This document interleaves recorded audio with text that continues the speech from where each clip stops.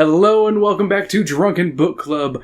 I am your goblin-like child host, Christopher the Rupel, joined with... I'm missing my two front teeth, Sam. Aw, did you swallow them, little girl? All gone. Aw, poor thing. Yes, you look like a little freak now, don't you? And on this episode of Drunken Book Club, we read for Judy Blume June, Tales of a Fourth Grade Nothing. One of her earlier kind of just young adult books that she made that weren't related to specific topics that may be considered a bit risque, if you would. I'd say more controversial than risque. Why controversial versus risque? Because Are You There, God, It's Me, Margaret isn't really risque. Risque. It's just more, some people had a problem because it's actually girls talking about, like, risque. their bodies. Whereas some of them are more risque in that sense. Mm-hmm. But I would just say controversial is a better term overall. Yeah. Is that fair? Yeah, that's fair. And on this episode of Drunken Book Club, I didn't pregame on anything because I had an upset tummy today and I didn't want to have alcohol. But Sam, you drank something. I have a Dr. Pepper with I would say kind of like a shot and a half because it was one of those bigger shot glasses. Yeah. Of the cherry vanilla What Captain bigger Morgan. shot glass? The Mass Effect. Those are a shot, hon. Oh, they're just normal shots? They look shots. bigger. Is that fair to say? It's all about perspective. Okay. So I guess it was just a shot, but... You just had a shot. Whatever. Oh, yeah. And if I would have had a drink, I actually did have two different drink ideas for today's book to pair with it.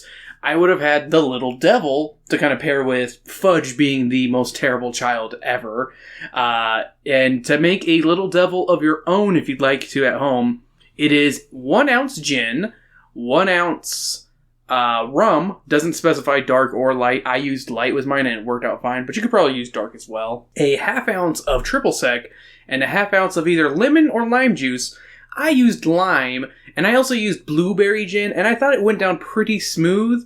It's a little bit of a stronger drink because you put that all into a shaker, shake it up, pour it into a chilled glass, not over ice, and it's kind of a rough one because it's just pretty much pure alcohol. I was going to say, it kind of sounds like in the sense of almost a Long Island in that sense of... Yeah. It's not the best drink, but it definitely feels right for Fudge.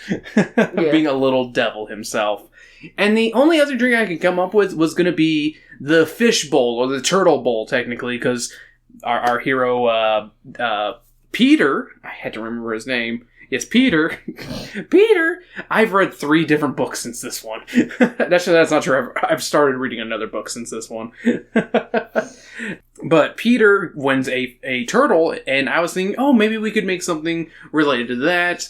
The only idea I could think of, it would probably have blue curacao, so it could look like, blue water, and you would just drop some jelly turtles in there, but we found out jelly turtles taste like garbage. They're a little, overly sweet and has a weird creamy texture to it. Yeah, it's like a weird vanilla taste. It's one of those, it could maybe work under certain circumstances, but it's not for me. No, not for me either. Thank God we only picked up a few when we went to Fuzzywigs Candy Company. Which is a good... It's a good little thing. It's not locally owned. I believe it's just, like a franchise? It's a franchise. But, you have to buy into it or whatever, But it still seems like it's a good little place. And... Yeah, I was about to say, I love the people there. I've met the boss many a time. I've served her popcorn and hooked her up. And I just like the candy. Yeah. I was disappointed that I got the wrong kind of sprees, though. But that's on you also. That was on me. I thought all sprees were the same. I don't think I've ever had original sprees. I've only ever had chewy sprees. I thought I had hard sprees before. I was like, I don't know. I'm not sure. It's been forever since I've had sprees in general, so... If you're gonna have a hard spree, you might as well just have sweet tarts, honestly. Yeah. I was about to say, they're just sweet tarts with a harder coat. Alright, but we're off of that topic now. That was our pregame. Sam, what were your first impressions of this book? What did you think this book was going to be about? So, I thought it was going to be about the 4th grader and basically, as you quoted, to quote you because you told it before I read it, his little goblin of a brother. And what was the other thing? I think I read Super Fudge when I was in, 5th grade, because they wanted us to read, a realistic fiction. Yeah. And I was like, does this count? And my teacher's like, sure, whatever, I guess. Close the fuck enough. Mr. G. Yeah. Yeah, you had Mr. G. He was cool. Yeah, he seemed cool. I didn't have him. I had Miss Russell, the better of the 5th grade teachers. Yeah, I was going to say. But she retired when I... Yep. So no play for you. So, I starred. I didn't star in the play. I did get applauded, though. Yeah. Yep.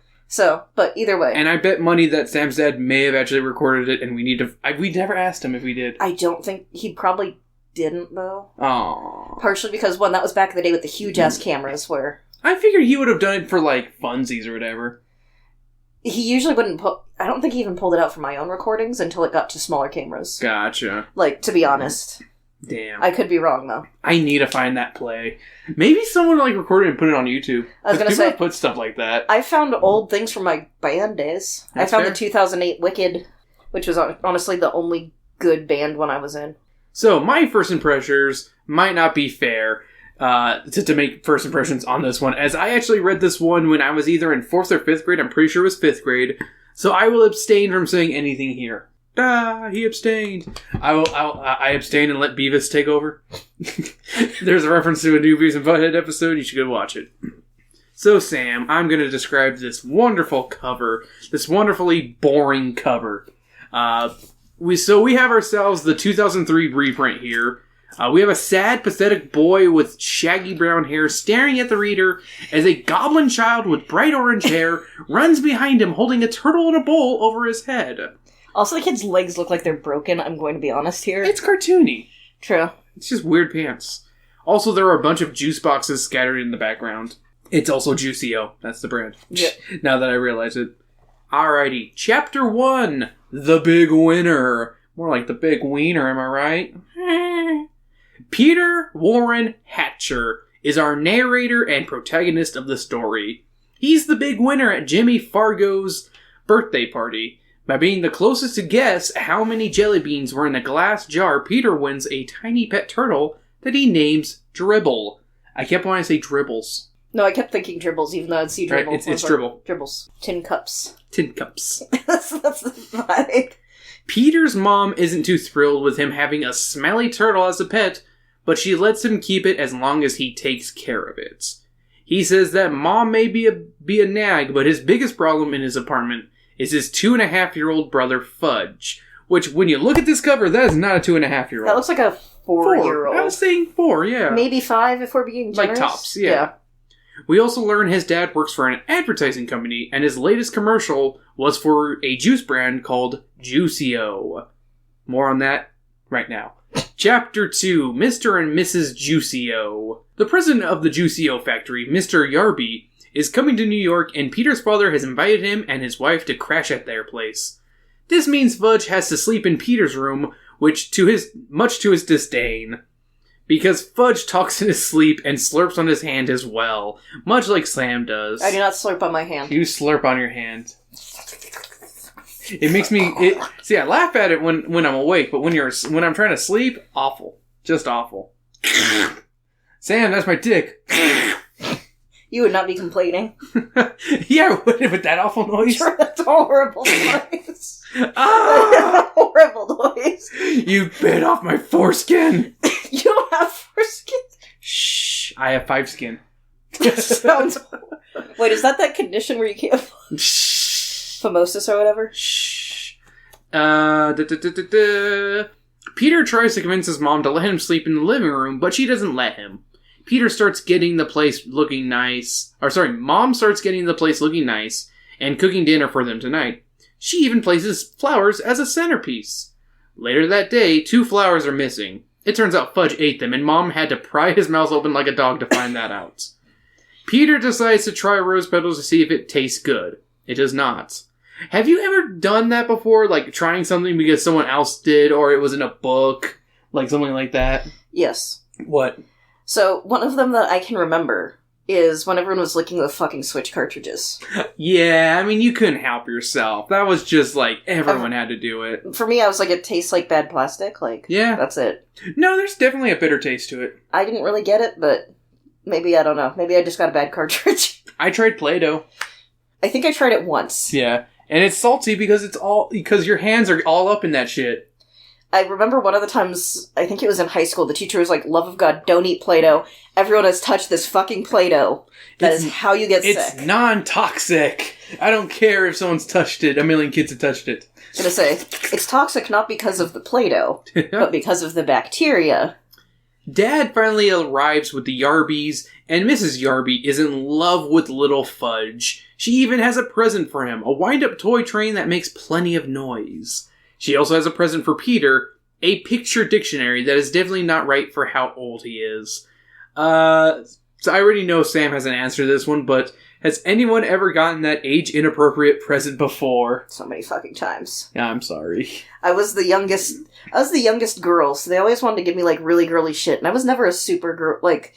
I said age-inappropriate items, not sex, or girly to girly. Well, I mean, part of the too girly, though, was also the, like, it would always be, like, way too young, or, like, not my age range. Yeah. Like, the lip gloss I got when I was, like, 14, and it was, that was the one that I was gonna say, yeah. Yeah. I don't think I'm, like, trying to think if I've ever gotten, like, an age-inappropriate gift. I mean, honestly, I think the stupidest gift I've ever gotten as an adult is a Fandango gift card when I worked at the fucking movie theater. That was one of your aunts or uncles. I mean, to be fair... Or cousins, technically. To be fair, my cousins. Like, a lot of the times I feel like I'm like, you really didn't even try, did you? Yeah. If they could have given me a gift card, why not something simple like a Walmart? Fucking Amazon. Yeah. Amazon existed at that point. It's not like it was, like, some secret. Yeah, but, like, a Fandango gift card, I think I ended up giving that to, like... I can't remember who I gave it to. So someone that would actually use it. Mm-hmm. Maybe my dad? Maybe your dad, I think. Peter is still thankful for the gift, even though he knows he had the same one when he was 4, that is also in Fudge's room at this very moment. Speaking of which, Fudge takes out the old picture dictionary, embarrassing everyone in different ways. The parents are like, it's time for Fudge to go the fuck to bed, and they put him in his easily escapable crib. Just put a book on top of it. Yeah, put a book. Sometimes they have, like, the clothes on top where you can, like, just weight it down, and it's basically a baby cage. Okay. By the time they're having the roast beef, Fudge has entered the scene carrying dribbles. The Yarbies are not too pleased with this and berate Peter's parents about how the kids are undisciplined. They take Fudge back to his crib, just for him to return during dessert wearing Peter's realistic gorilla mask he wore for Halloween. There was an apostrophe in Halloween. It's classic. It's definitely an East Coast thing. Yeah. But I thought that was weird. This startles Mrs. Yarby. Once again, Fudge is put in his crib, but he doesn't come out. They all go to bed. That morning, Fudge wakes up everyone with his new toy train, and we discover the Yarbies are going to stay in a hotel. We find out that Peter's dad has lost the Juicio account, but they don't feel too bad, because it wasn't a very good product to begin with. My favorite thing, though, with it, is when Peter's like, it's not even my fucking... Like, it's the Yarby's own fucking fault that he's playing with that toy train. Yep. That's their bitch's problem, not me. Mm-hmm. You give a baby, a toddler something annoying, they're gonna play with it. Well, I remember my mom, years ago, when I went back East Coast for Christmas, and I met my second cousins, technically. Yeah. So it's legal to marry them, got it. I would not, though, because... I know, that's the joke. But, yeah. And they were, like, 6 and 4. And my mom, like, got them these, like, building block kind of things that were cool and not noisy. That was the thing, is she didn't want to be, like, that annoying aunt that's like, here's something... the most annoying thing ever. Here's a cat piano. Yeah. Like we were going to do with... Oh, we were going to get him so many annoying things, but we never did. Yeah. To be fair, for the first few years, he was over in California, so we didn't want to... But... My aunt then comes in with these, like, they're the easiest thing I can describe is proto, like, Apple Watch kind of thing, where they make a bunch of beeping noises on the buttons they push, and, like, noise, and all sorts of sounds and music and shit. My mom's like, it wasn't me. Wasn't me. Yeah, basically. Which, again, to be fair. Chapter 3, The Family Dog. No, not the classic TV series produced by Tim Burton, but Chapter 3, The Family Dog. For some reason, Fudge doesn't want to eat. They try everything to get him to eat, but he won't. Eventually, he starts acting like a dog and eats under the table, but doesn't eat much. Peter is angry that they're so worried about Fudge, which is reasonable because, Fudge is a pain. Nothing seems to work, and when Mom takes him to the doctor, the doc says there's nothing wrong with the kid. She then tries 3 other doctors, and they say the same thing, but one says to try and give him his favorite food. So she makes him lamb chops, and everyone else has stew that night. I'm like, that's a bitch move, like... Yeah, why can't everyone have pork chops? Yeah, like, make it for everybody. Or lamb chops, I mean, sorry. But still, like, don't... Have you ever had lamb chops? Maybe long ass time I'd like to try them, but, like, I wouldn't want to make them myself. Because I know I would fuck it up somehow. I kind of want pork chops now, though. Oh, pork chops are bomb. She tries... Peter is jealous because it smells so good, but Fudge won't eat it and demands cornflakes, which he also won't eat. Peter's dad has had it up to here with Fudge. He says, if you won't eat it, you'll wear it. Fudge doesn't budge, and Dad takes him to the bathroom with the bowl of cereal and places it over his head to wear. This upsets Fudge, and Dad is like, no one help him, let him scream it out. The next day, Fudge decides to eat. I don't know if this is good parenting or not. Sam? So, my thought is, one, I get it because Fudge is a little fucking psychological nightmare. Yeah. He's a little psychopath. Because he's a 2-year-old. 2-year-olds are just psychopaths. Yeah. I wouldn't say it's like abuse. Because there's no real harm. Yeah, you're putting a bowl of cereal over his head, and he's just getting covered in cereal in a bathtub as well. Yeah, in a bathtub. So he can literally be washed. And once he calms down, you can clean it off. Then. Exactly. He's not in any danger. He's not being really abused. I don't know if it's really good parenting, because I don't think it really teaches him anything other than, like... He definitely learns his lesson. I don't think it... But then he comes back and bites him later. He does come back, yeah. But it's not that bad, though. I was going to say, I wouldn't say it's that bad, I just don't think it'd be that effective. He did fucking start eating again, though. Yeah, but I'm just saying I don't think in the long run it's the best. I mean, he definitely ate the rest of the book. Definitely ate. Chapter 4. My Brother, the Bird. Peter explains that they live near Central Park, and that he's not allowed to go there by himself because of the muggers and dope pushers. Yeah, I heard that. From the book. I love it. Yeah. We also have like a 2003 version. I'm surprised they didn't change that. We also learn about Sheila, a girl from Peter's class that lives in the same building as him, and that he can't stand her. We'll meet her again in the book, otherwise known as Sheila the Great, which is the next one of the Tales of a Fourth Grade Nothing series. Yeah, he's only in it briefly, but it's part of the series, because the rest is just Peter and Fudge. One afternoon, Peter and Jimmy Fargo are in the park to play. They plan on playing on their favorite rocks and pretend to be secret agents. But that plan turns sour when they see none other than Sheila pretending to read a book on their rocks.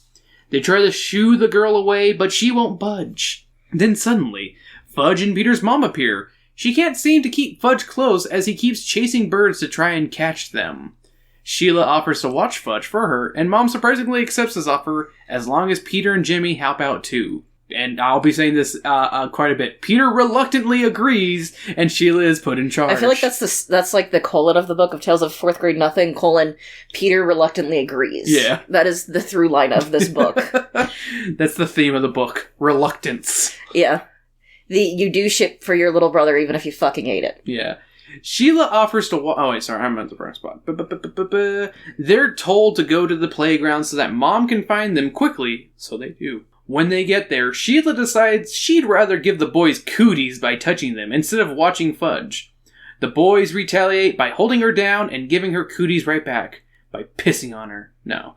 I don't know why, just, cooties. Yeah, cooties. What I love is he's even like, this is a fucking stupid thing. She's the only one that does it. Yeah, and they're like in 4th grade. Like, no one did that in 4th grade anymore. That's like 3rd grade tops. Yeah. So he's like, fucking bitch. Yeah, he's like, what the fuck, man? So this leaves Fudge by himself, and he decides to climb the jungle gym all the way to the top. And he yells at Peter to tell him that he's a birdie. Before they can stop him from trying to fly, Fudge jumps off the jungle gym and lands hard on the ground. He's pretty badly scraped up, but the worst part is that he's missing his 2 front teeth. Peter tries cleaning the poor kid up while Sheila looks for the teeth, and Jimmy gets Peter's mom.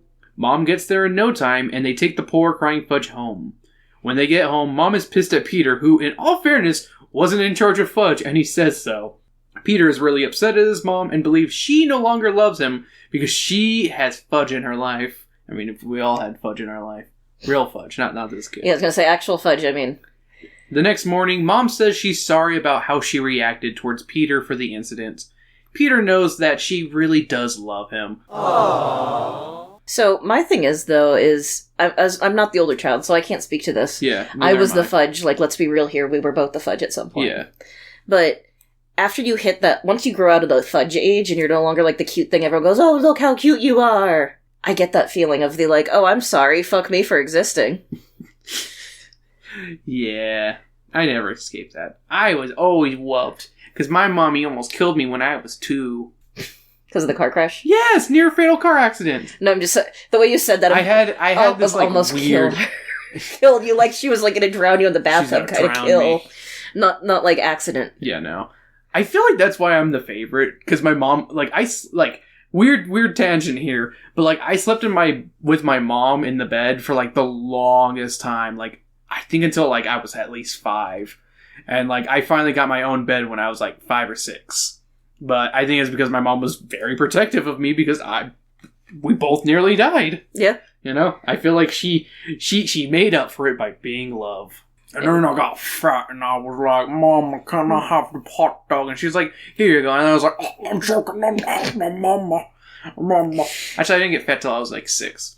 Chapter 5. Just when you said that, like, when I turned 5, that's when I got fat. No, sorry, that was 6 I got fat. That's when I got fat, was when I was 6. I don't know. I was a chunky baby, I was a chunky child. I was like, you've seen pictures when I was little. Oh, yeah. Yeah, you saw little Joe Dirt Chris. I need to find... I will take a picture in the future to show off that I looked like a little Joe Dirt. You did. That's why it made me laugh, because it's not wrong. All you fans out there of Joe Dirt, here you go. Chapter 5, The Birthday Bash, which is hilarious. I actually read this one in my... while I was working, so I'm like, ooh, let's see how well I did these notes. By the way, call back, Mom, no, that is that one kid. Ralph. Yeah, Ralph is that fucking kid. The Birthday Bash. Fudge is stuck with missing front teeth, and Peter gives Fudge the affectionate nickname of Fang, which Mom hates. Fudge's birthday is coming up, and Mom has invited 3 kids he plays with that live in the apartment building. Jenny, Ralph, and Sam. Peter is forced to assist for the 90-minute party. The 3 kids arrive. Ralph is a real porker, Jenny is a biter, and Sam is a crybaby. Hey, guess what? Sam's all 3 of those. Well, am I wrong? Were you not the biter? You weren't the porker and you weren't the crybaby? I'm gonna bite you right now, asshole. You don't need to be a dick about it. Also, my note was, now that's a D&D party. And then you have Fudge. Yep. That's all you gotta say. The cake comes out and has a nice callback because it has roses on it, and those are the first thing that Fudge eats off of the cake. The kids eat the cake, and when Ralph is given a second piece, he throws up, so they move things into the living room. Oh, so one thing I want to say is Jenny was like, I want a rose on mine, and they're like, sorry, we don't have it, and then she bites Grandma. Yeah. Oh my god. Yeah, I there's a lot of stuff I needed to, like, leave out, but, like, this is without a doubt my favorite chapter of this book, because it's fucking hilarious. See, I'm like, I realized part of the reason I kind of hated going through this book. Yeah. I'm thinking about it now. My last fucking job. Fair enough. I feel like I was Peter, basically. Yeah, Sam was a 4th grade nothing, and she had to take care of a 2-year-old.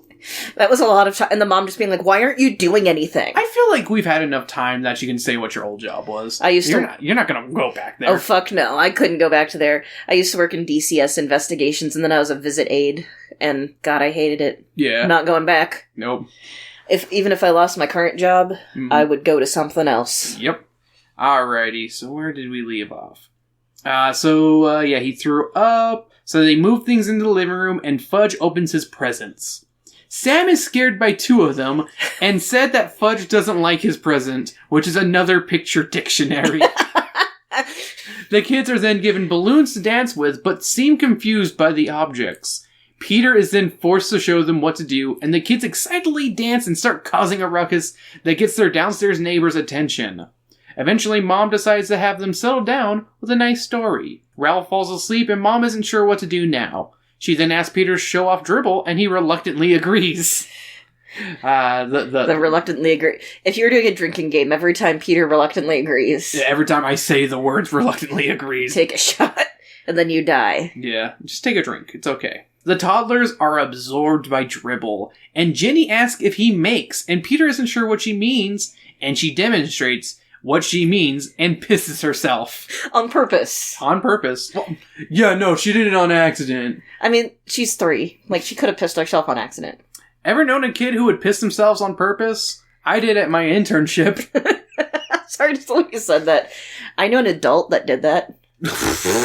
Because when I worked in behavioral health, there's a woman, and she was slightly developmentally delayed. Yeah. But she knew she'd get a reaction if she made a mess of herself. Which is fair. So she would do that. Yeah. To get a reaction. Mom is pissed and cleans up Jenny's piss, and soon all the parents start showing up to pick up their kids.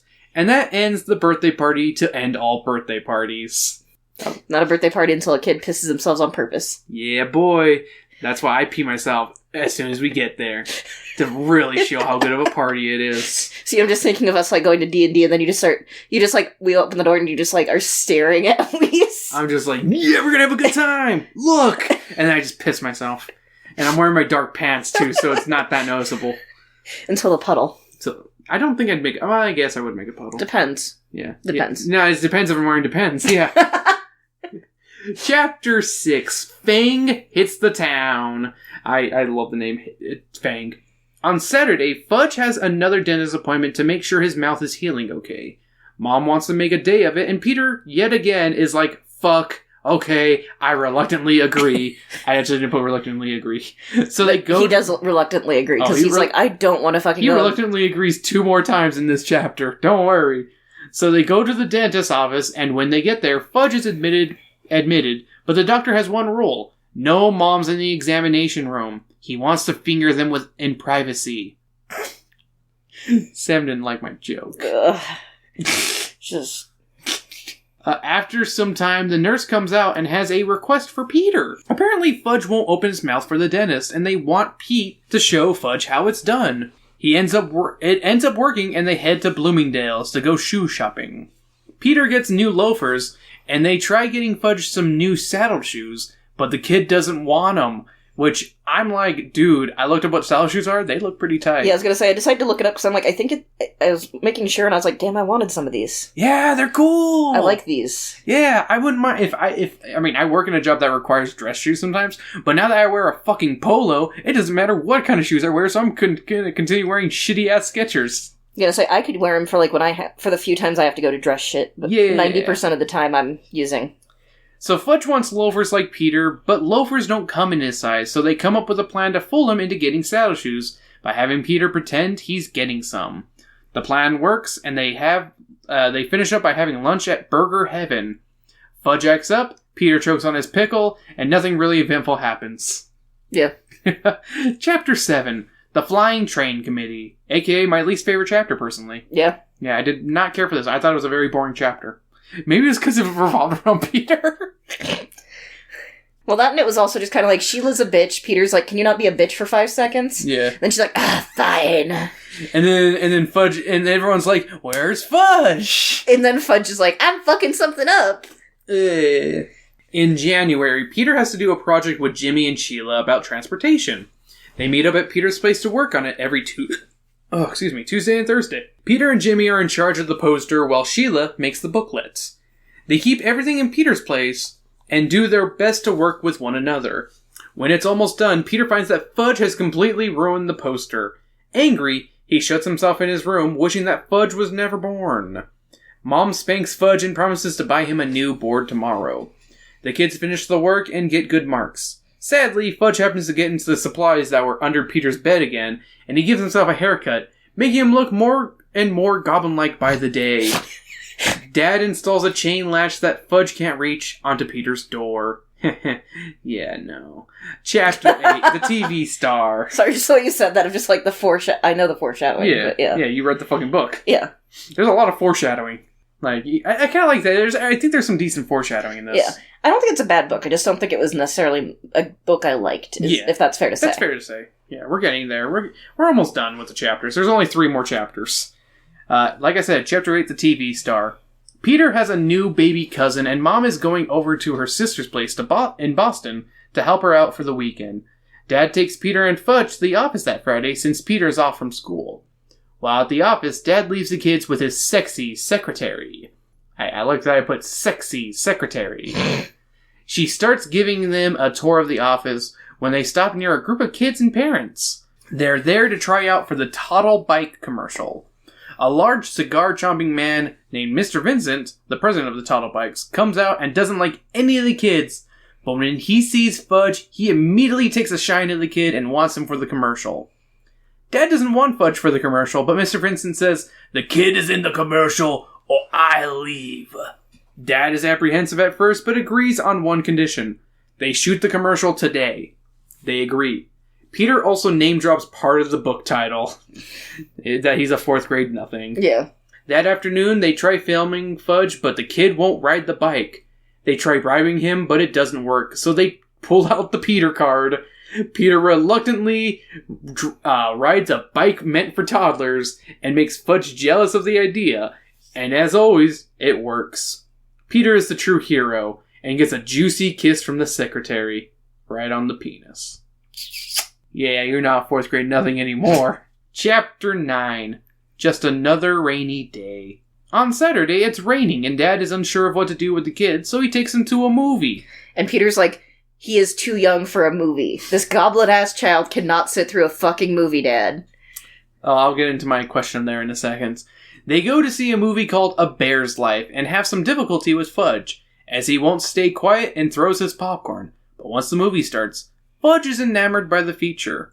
Thoughts and opinions on bringing toddlers or even little babies to the movie theater?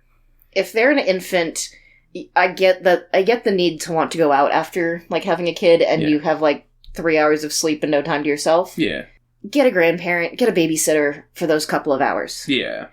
For a toddler, it's kind of similar of, honestly, get a babysitter. Get a babysitter. There is a right age. You know your kid the best. Yeah. You should know if they're going to act up in public or not. Like, whenever I see a well-behaved kid, I'm like, this kid, A-okay to see a movie. I work at a theater. I'm not going to lie here. And, like, whenever I see, like, a little baby that, like, is very fussy, I'm like, oh, that mom is going to be outside that theater the whole time. She's not going to get to enjoy anything. But I guess Dad and the other kids are going to get to enjoy it, I guess. But yeah. At that point, Mom should stay home. Mom should have just stayed home and watched Netflix. Yeah. Like, she could have enjoyed a movie at home, honestly. Yeah. Well, the other thing I've got to say with kids is, so, like, Fudge's age, it's been 2 years, so I can say this shit. Yeah. And I'm not going to give any specific information about, like, the parents or you're kids. Not going to say any names. I'm not going to be, like, this specific. This little rat-faced fink. But I remember this one mom always wanted to have her kids, which were, like, toddlers, sit through movies. Yeah. And they didn't want to sit through movies because they're toddlers. Toddlers don't like to sit. Yeah. That is just not what they do. And I think it's one of those, like, developmentally, they don't sit. Yeah. No. It's one thing. It's hard. Like, sometimes, there'll be, like, the kids who want to sit through that shit, but, like, I feel like 2 is not the right age for it. They're gonna be up at the TV. They're gonna want to dance and shit. They're gonna... Yeah. They want to watch Bluey, Let them watch Bluey. Bluey's fine. If I heard Baby Shark one more time, I was going to kill somebody. Do. Yeah, she can't kill. She got baby hands. Go grab your belt. Learn it from The Simpsons. Alrighty. Peter is also into the movie. Would you watch I would watch a movie called A Bear's Life. That sounds like an interesting movie. Depending on what actually happens, possibly. I mean, if a 9-year-old is down with it, I'm probably down with it. Yeah, that's fair. He's got class. He doesn't like this Sheila bitch. I don't like her either. So Peter's really in the movie, but soon realizes that Fudge has disappeared. Dad goes out to try and find him, but soon the picture is stopped and a manager and some ushers come in and announce they're looking for a lost child. Surprisingly enough, I've never experienced a lost child situation like this at my location, and I meant to ask one of my coworkers, JJ, because he's worked for the company longer than I have, if they've ever done this. Because, like, we can't, like, stop the picture and do this kind of stuff, unfortunately. The only time I've ever seen a movie stop is if there's a technical issue. Yeah, that's the only time. Like, I think maybe if we're, like, looking for, like, a child that's really can't be found, but, like, usually we're able to find the kid, like it's fast. One of those we're calling the police kind of levels, not just... Peter gets up to help look for Fudge, and he's in the front and was trying to touch the bears. They start the show back up, and Dad later tells Fudge that movies are like TV, just moving pictures. That night, Dad attempts to make a super-duper meal. It's an omelet with mushrooms, which sounds pretty alright to me, honestly. I wouldn't call it super-duper, but I'm not going to call it bad. He called it super-duper. I'm just saying that you're hyping it up for... No, I mean, that was Dad, so... Sadly, Dad probably forgot to put any spices or cheese on it, so it's awful. But apparently Fudge likes it. I'm guessing it probably also... Because usually with an omelet, you want a little bit of milk, right? To thin the eggs, so you can get the nice... Yeah. Probably none of that, too. Yeah. I mean, I don't think it would add to the taste, though. It would add to the texture, though. Yeah. I mean, he said it tasted bad, not that the texture was bad. He's not you who can't take texture. it's not an uncommon thing. The day ends. Don't act like it's such a weird thing. I don't like picky eaters. I'm sorry. I'm not that picky. You act like I'm like not going to eat anything. Anything that's picky though is personal. It's not you in particular, Sam. I'm not a picky eater. I know. So I don't appreciate a picky eater. I'm just saying what I know. I'm not saying that, but picky eater. You are kind of saying it though. I am saying it. Yeah. So why are you going? I'm not saying it then. Well, I'm trying to get it off the topic, but you're not letting me get off of it. Okay, keep going. I will get off your dick. Thank you. As you like to say it. Yeah, because you'll be like on it. You'll keep like needling me about something, and I'm like, just eat it, Sam. Eat the penis. Eat the pennies. But yeah, apparently Fudge likes it. The day ends with a bath for Fudge, and that Sunday they head to the airport to get Mom. Dad says they should keep their weekend a secret like a creepy pedophile, and Peter agrees. About 6 weeks later, Fudge's commercial comes on TV, and Mom's surprised to see her son on TV, and they start telling her about what she missed on her lost weekend. Chapter 10. Also, weird dick move, I think, in that chapter. Yeah. Dad's like, oh, I'm not going to do the dishes. That's for Mom tomorrow. Yeah, that is a pretty dick move. So, hey, I know you helped out your, your baby little nephew or whatever, but fuck you, you're back here. Go. Yeah, it's not like she was like at a spa. Yeah. Chapter 10, Dribble. It's Friday, May 10th, the day that would go down in infamy. Peter gets home from school and finds his door opened with a chair at the doorway. He also finds Dribble is missing. Peter asks his mom if she knows where he is and is like, "Foo, I won't touch no smelly ass turtle." But she starts helping him look for Dribble. Peter asks Fudge if he knows where the turtle is and admits he swallowed Dribble. Peter tells Mom, who doesn't believe him, but when Fudge admits to swallowing the turtle, she immediately calls for an ambulance. The ambulance gets there and all three hop in.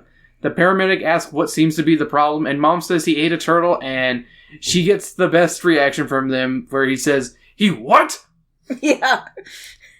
They get to the hospital, and Peter has to wait in the waiting room with Fugazi.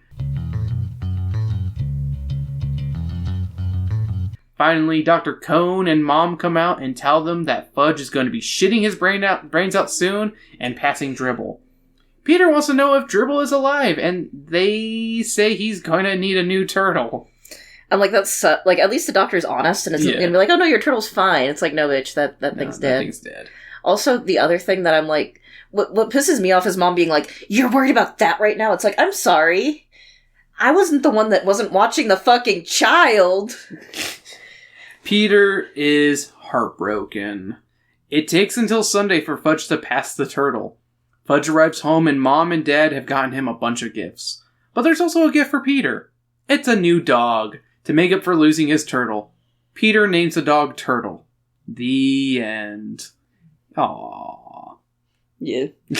I do love what Peter says, though, when it's like they get him a bunch of gifts. I'm like, I'm sorry, this is his own damn fault. Like, it's not like he got, like, hit by a wayward truck or something. Yeah. He swallowed a turtle. He took the turtle and went, into my mouth it goes, and somehow deep-throated a fucking turtle. I mean, he says it's a little turtle. I think the turtle on the book cover's way bigger, but, like, yeah. I think it's a small turtle. It's like a little baby turtle. Yeah. Still kind of fucked up. Like, again, he still did it. Oh, man, imagine shitting that out. Oh. So, do you have any notes that we missed? Not really, because I didn't take that many, because I was just trying to get through it. Okay. And again, I just felt, I think it's more of an emotional reaction from my years of I gave you 2 weeks to finish this book, and you rushed it now. I'm sorry. So here are some random references that appeared in this book in no particular order. Superman, National Geographic, Bloomingdale's, Magic Marker, Elmer's Glue, Scotch Tape, Goldfish Crackers, and Oreos. And I have two notes for this as well. Every time Fudge talks, I imagine it was Zach Hadel's voice. Yeah. Yeah. Yeah. No, yeah. Put in a clip of Zach Hadel doing a voice that would be good for this one. Zach, sing. But it's good, Bubba. Thanks, Chris. And Sam, do you have a favorite tale from this one? Honestly, probably Honestly, I gotta agree with you on the birthday. The birthday bash. It's birthday bash or dribble for me. Dribble was emotionally really good and heartbreaking, I feel. Yeah. And birthday bash was just hilarious in all the right ways. Because it felt very much like little kids. Like that, yeah. I'm like, oh no, the kid pissing itself on purpose, the one kid that's scared of everything, the fat kid that's just, I want food. Give me a suck cake. And then... Pukes it all up. Yeah. Aw, like, puked on myself. Like, accurate. Yeah. Alrighty. Sam, do you have any pairings to go with this? So, I don't, I'm sorry. I just couldn't think of anything, I'm sorry. I had a hard time coming with pairings, I won't lie. It's literally, my first pairing is literally the TV show adaptions. Alright. So my pairings are Fudge the Series, episodes How Turtle Got His Name, The TV Star, The Birthday Bash, and The Flying Train Committee. As always, I recommend the adaptation of books. Surprisingly enough, this whole book hasn't been adapted, but parts of it were used in episodes of the show Fudge. Which, weirdest thing, okay, so there's a TV movie that started it all. Mm-hmm. It was directed by the guy who did Black Christmas and A Christmas Story. Very different tonally. I mean, Christmas Story, though, works. True, but Black Christmas is not one I go. I mean, I know him from doing that. Yeah. Now, to find this show is near impossible, but the Internet Archive does have some of the episodes, at least the ones I recommend, are on there. It's not the best show, but it has its charm. Mom is played by the original Jan Brady, and Sheila looks like a mini Blossom. I do kind of hope that this may one day see the light of day again on a random streaming service, so I can give it a fair chance. I almost love a reboot, no way. I would like to maybe see an adaptation kind of like a Are You There, God, It's Me, Margaret, kind of. Because I feel like it could definitely work. Because, like, the movie of Are You There, God was freaking amazing. That was so good. I cried. Also, I believe Amblin had the rights to it. So it was actually an Amblin production, was Fudge. Damn. So Spielberg produced that shit. Yeah. And I think to this day, Judy Blume doesn't remember that he had the rights, because it did exist. Because I think she said in interviews that it's like, I think Spielberg had the rights to Tales of Fourth Grade Nothing, but he did nothing with it. But it's like, no, he just produced something. You just didn't remember it because no one remembers that shit. Because, like, even I was like, wait, they made an adaptation? Yeah, it's not like some of the other ones where I go, oh no, of course they did. Another pairing I have is The Cuckoo Clock of Doom. Quantum abortion. Yes, this book also revolves around an older brother with a terrible sibling, but instead of getting a dog as a happy ending, he quantum aborts his sister. So hey, why not? And pretty much any media from the annoying younger sibling TV trope page. Yeah. So there we go.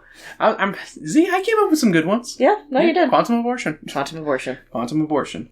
All right, Sam. Ratings and review. What's your review of this book? So, from a technical aspect, Judy Blume is always really good. I'm never going to, critique her from a writing standpoint. Yeah, she's a wonderful writer. It's not like some of them where I'm like, what the fuck was this? Yeah. What the fuck was that? As a series of vignettes, basically, it didn't do it for me. I definitely was not the target audience. It just felt very much like that whole, this was definitely meant for a child. The easiest way I can explain it is just, it frustrated me, but again, I think it's just coming from that spot of when I had to watch other people's kids and the parents being pissed at me for not parenting, when it's like, I'm sorry. Am I the fucking parent? No, shut the fuck up. Yeah. Because that's kind of the vibe I got from Mom a lot of times, was why aren't you watching your brother? And it's like, why aren't you? Yeah. So fair. So I give it a 3 out of 5, because it's a decent book. I would recommend average, yeah. I would recommend it in a few years to my nephew. Yeah. But I think he's almost ready. He's 7, I don't know if... He can be read it. But yeah, I don't think he's quite ready to read it yet. Yeah. But yeah, it's one of those, I'd recommend it for kids and other people that might like it, but it's not me. Alrighty, here is my paragraph-long rating and review. As you all know, I go balls deep into my reviews. Whereas I just kind of freewheeled it. Yep. Oh no, I write up my fucking reviews. I'm a reviewer by heart. No, I'm not. I'm terrible. This one is definitely a nostalgic piece for me, but it does have some problems. A lot of times in this book, Peter goes on about nothing, and it doesn't really pay off. It's not like the I am fine. Yeah. Sometimes his anecdotes can be charming and a bit funny, but most of the time, it just feels like page filler. Also, there really isn't an overall plot. The book honestly feels like a chain of short, humorous stories.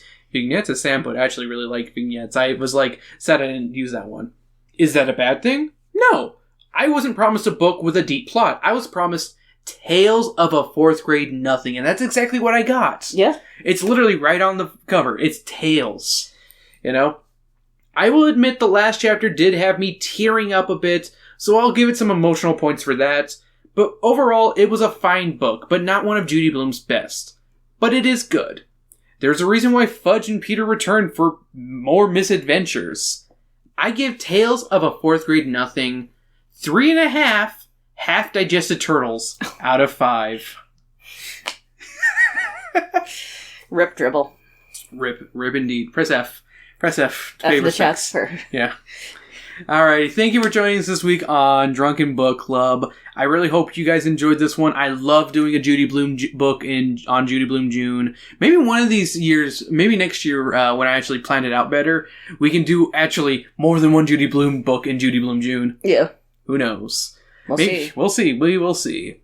Thank you for joining us. If you enjoy what you heard, make sure to join us on Patreon for $1 a month. You get a ton of stuff. You get literally all the content for just $1. You get bonus episodes. You get this episode up early on the feed. You get my show notes, which are almost for every episode except for ones where we do adventure books. I have notes for everything.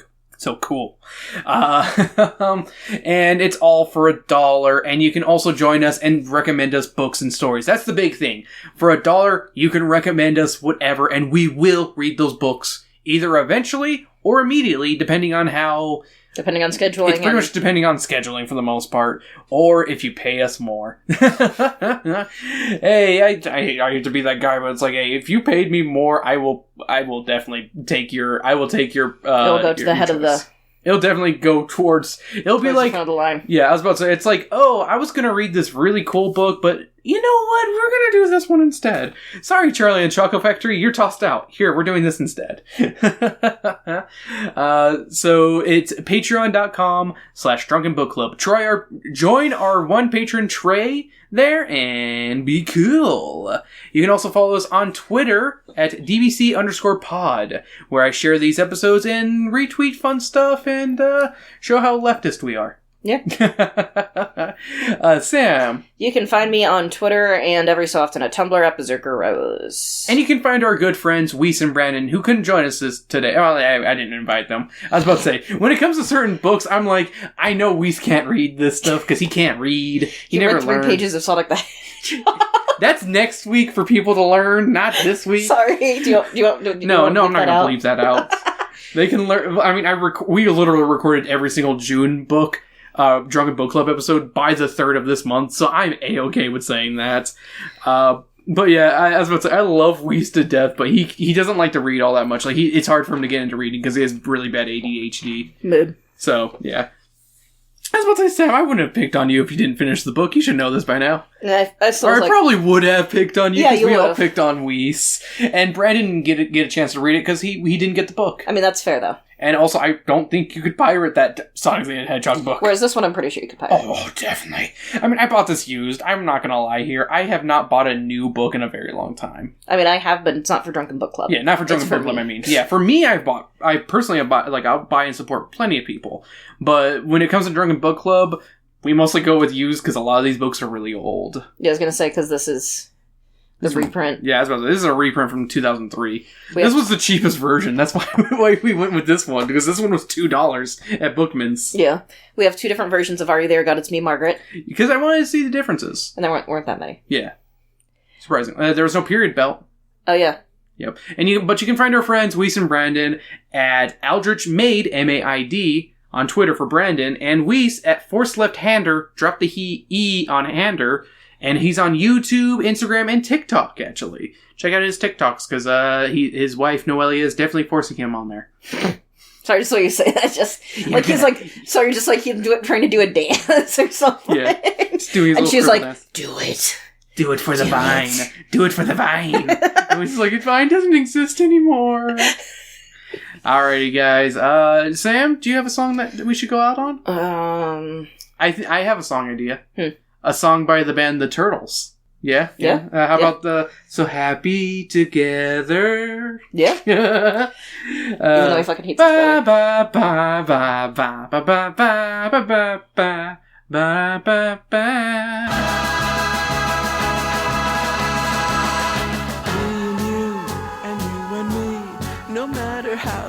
tossed the dice, it had to be. The only one for me is you, and you for me.